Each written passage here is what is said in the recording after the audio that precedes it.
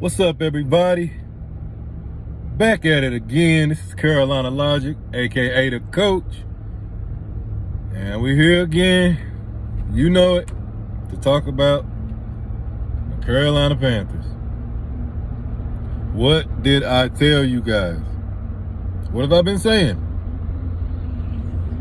It ain't just the quarterback. It ain't just the head coach. It's this team. We win 2 funky games against bad teams, and everybody feel like we're back all of a sudden. Did they forget that Matt Rule got fired because of the job he's done here? That he's dug a hole for this team for 3 years, and you think because he got fired that the solution is within house and we're okay? No. This team needs a lot of work. We need more pieces. Yes, the most major is and most urgent is a quarterback. And Sam ain't the answer, so I need y'all guys to stop that with that too. That's insane. Dude's never been successful in the NFL at all, and he won a game, and everybody's jumping on his coattails like he ain't been what we saw him to be for years. I don't know. I don't get it. I understand the one part, because we've been bad for so long. We want to win. You're so desperate for it that the littlest thing gets us excited as Carolina Panther fans, and rightfully so. But we have to think logically here. Come on, man. At the end of the day, I was not surprised of what happened yesterday, other than the defense just coming out and not really doing anything. But at the end of the day, you are facing Mike Tomlin and the Pittsburgh Steelers. And regardless of their record, and regardless of who is playing quarterback for them, he is a well-established coach. So it doesn't matter. The scheme, whatever scheme we came in, he had an answer for it. And we were supposed to counter that. We're incapable of doing that. Ben McAdoo is not a good offensive coordinator. You thought that you could go in and do the power running game against them, which I don't mind that formula most of the time. But when you have to have your quarterback make plays and have time and establish the run, and we can't do either of those, you're going to lose every time. And then when you get a quick 3 and out and your defense comes out and they get drove all the way down the end of the field, come on, man. It's a recipe to get your butt whooped, man, at the end of the day. So, I mean, I'm not surprised. We got out-coached. We got outplayed in our own home, so everybody can pipe down. The Bucs lose, so we still got a chance to go to the playoffs. But again, ask yourself, is this a playoff team? Are we going to beat anybody? No. But they'll still keep trying. I get Wilkes trying. He's trying to have a full-time job as the head coach. I get that. But there's been multiple games where the game plan didn't make sense. And at the end of the day, yes, you have an offensive coordinator, but you also the head coach, and you have complete rule over that. So if things ain't going right, you can simply get on your headset and say, switch it up, change it up. You're not doing your job. Whatever the game plan is, throw it out. We need to change it up. Something. You don't sit back and say, we're just going to ride this out and figure it out, when it's clearly not working. Ben McAdoo is horrible. You want to know why these other teams got these huge deficits and go? Because the other part of it is we ain't just got defensive-minded coaches. We got some offensive minds out here who know how to put points up on the board. Whether it's to extend the lead, whether it's to take the lead, or whether it's to make a huge comeback. They're capable of doing it. Apparently we ain't. So no, I don't want a defensive-minded coach right now, man. I want somebody, get a good defensive coordinator, yes, but I want an offensive-minded coach that knows how to utilize his weapons and put points on the board. You play the game to score. You score to win. Period. I don't understand. We need a quarterback bad, and the way it looks like, I don't see us losing all these games, unfortunately. Because at the end of the day, you're talking about draft positioning. You're talking about the overall look of his team for the next few years. Because if it ain't done right, we're going to be screwed anyway for at least 2 more years. We have holes, man, and we need to fix them. But the further back we go with this whole draft thing, the worse off it's going to be. So, something's got to be done.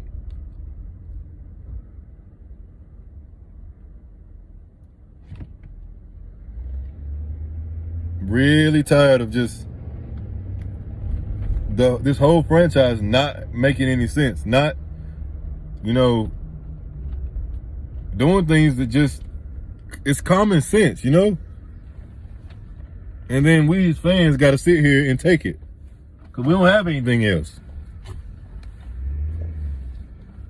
I mean, do you think it's a coincidence that there's teams that got rookie quarterbacks, rookie coaches, and they're more successful than us in a short period of time? That ain't a luck thing. That ain't by chance. That's doing your due diligence as scouters, as coaches, as head office personnel, everything. You are not lacking or slacking on your job. You are taking care of everything you need to take care of for your organization to be successful from top to bottom. It may not come overnight, but you at least have a blueprint. You got an idea of what you want to do. Can you say the same for the Carolina Panthers? No. My biggest thing, and nobody's talking about it, that what if David Tepper screws it up again? He invested all this into Matt Rule, who was an inexperienced NFL coach. He had no experience at all. He was in college and wasn't fully successful there. The man was at Baylor and couldn't beat Oklahoma or Texas in the Big 12. If you can't beat the two perennial teams in there, why are you giving a 7-year contract to be the head coach of an NFL franchise? Doesn't make sense. And which is why it looked the way it looked. Why his wins and losses were so crazy. But who's to say David Tepper won't mess that up again? Think about it. What makes you think he got it now? What, trial and error? What makes you think he won't go and get another lame duck coach, another lame duck offensive coordinator, and don't allow Scott Fitterer to actually pick the people in the draft? He dictates everything. And we still sit here with a trash quarterback, trash backups, and not take over this division. Because this is the thing. It's been 2 times since Cam Newton was gone that we didn't fix things and do things the right way to where we could be successful consistently in the NFC South. There's two opportunities that's happened. And it was those times that those teams were transitioning. It was a time when Drew Brees went down. Not went down, but he retired. That door was open. Okay? That's number 1. Number 2 happened again when Matt Ryan left Atlanta. Now another one's coming up. Tom Brady's about to leave Tampa Bay. Now these people done lost coaches, quarterbacks, all this stuff, and we still sitting here fiddling our thumbs, not figuring it out. When we have an opportunity, when we knew we had pieces on defense, all we needed was a quarterback, we had offensive weapons, and we could take over the South. We didn't do it. We're going to mess around and that door is going to close, and we're going to sit here at the bottom half of the NFC South again trying to figure things out. This organization just does not get it, and it starts at the top. So until they figure that out, this is what we're going to deal with. You fans have got to do better. Stop putting your faith in all the little things that you see. A little glimmer of hope, you go crazy. If you're a true fan, you understand that until they fix all those things, there is no success for the Carolina Panthers. It's going to be hit or miss. That's what it's always ever been. I'm sad to say it. I get tired of seeing them lose, but at the end of the day, I've been over this season for weeks, months. I've been over it. I've been calling it for a while. Everybody tell me I'm crazy. It's over, and it's been over. The Matt Rule his funk, his stink, his leftovers, his damage that he have here on this team ain't gone nowhere yet. And until it does, what success are you expecting us to have? It doesn't work like that. For some other franchises, it does, because there's other things in place along the line for things to be positive and work. But we ain't got that. We don't.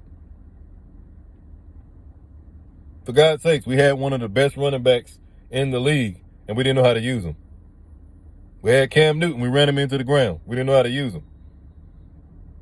And we replaced him with lame duck quarterbacks and been having horrible season after horrible season after horrible season since then.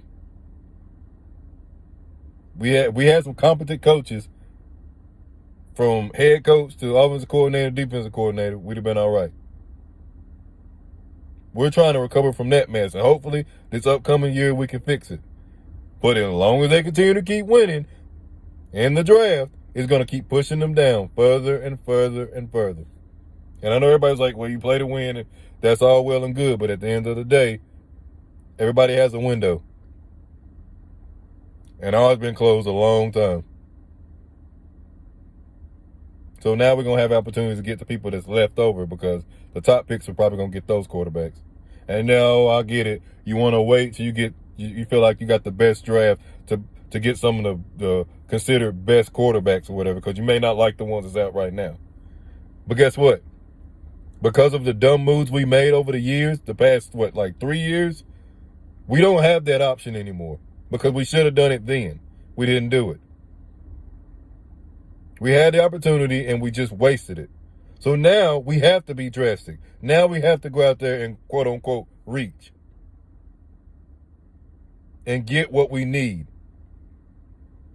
You can put people on defense. You can put people on offense as far as receivers and O-linemen and a running back and everything else. If you do not have a quarterback, you are not going to win. It's very rare that you get a lane. That mess about Trent Dilfer, barely throwing, dinking and dunking, just don't make any mistakes and let the defense win. That's all cool. But offense rules the NFL right now, not defense. They're scoring points like they never had before. You cannot get a guy in there who can't push the ball down the field or who can't read a defense and think you're going to beat a team like, I don't know, Kansas City, who's going to score a bunch of points. Buffalo, who's going to score a bunch of points. San Francisco, who's going to control the clock and score a bunch of points. And then when you get the ball back, you have to move the ball down the field, and you're going to rely on your quarterback. You can't, it ain't going to work. You're not going to do it. Sam Darnold ain't it. P.J. Walker ain't it. And Baker Mayfield ain't it. But also, Ben McAdoo ain't it. It's a horrible combination. So until we fix that, I need everybody to pipe down. I need everybody to bring their expectations down, because let's be realistic here, okay? Carolina Panthers got a lot of work to do. We have pieces. But we have not done what we needed to do in order to take those pieces and take it to the next level. But everybody's still banking on it, because this division is so bad and the NFL is so crazy right now that we could possibly win this division and get into the playoffs with a losing record, an inconsistent defense, a sorry quarterback, and might as well call it a lame duck offensive coordinator with an interim coach. Good luck. I don't get it. I just need to get that off my chest, man. I've been seeing everybody talking crazy, and I don't understand. I don't understand. Until you guys started thinking the right way, you're going to keep getting your hopes and dreams up, and the Carolina Panthers going to keep crushing it. No, I'm not going to try to be negative all the time. And no, I don't hate the Panthers. But I've been a fan since 1995. I've seen the good. I've seen the bad. And I know this team. And they got a tendency. And if you ain't a real... You can't be a real Carolina Panther fan if you don't know the tendency I'm talking about. You can't.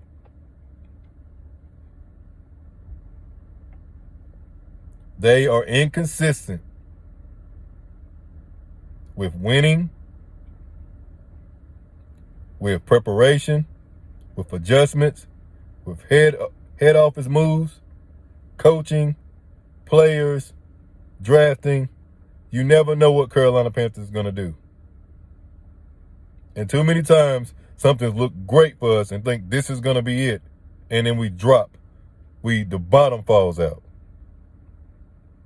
Over and over again. But again, that starts at the top and works his way all the way down. I don't trust David Tepper, and it scares me that he's our owner. He ain't a general manager. He ain't a head coach. He's our owner. So you can't do anything about him. He scares me because he's a guy that's a businessman that don't know enough about football, and that bothers the crap out of me. So, we'll see. My hopes ain't up. I hope they can prove me wrong, but it ain't going to be this year. This is your boy, Carolina Logic, a.k.a. the coach. I will holler at y'all later. Peace.